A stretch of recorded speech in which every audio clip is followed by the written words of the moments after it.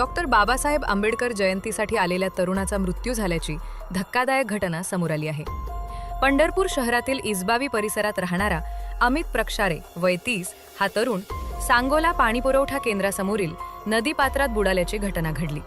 शुक्रवारी दुपारच्या सुमारास तो पाण्यात उतरल्याचं सांगितले जात असून त्यानंतर तो बेपत्ता झाला होता. घटनेनंतर बचाव कार्यासाठी सुरुवातीला नगरपालिकेच्या अधिकाऱ्यांशी संपर्क साधण्याचा प्रयत्न करण्यात आला. मात्र प्रतिसाद न मिळाल्याची तक्रार नागरिकांनी केली. त्यानंतर नगराध्यक्ष प्रणिता भालके यांना माहिती देण्यात आली. माहिती मिळताच त्यांनी तात्काळ घटनास्थळी धाव घेत बोट आणि कर्मचारी रवाना करून शोधमोहीम सुरू केली.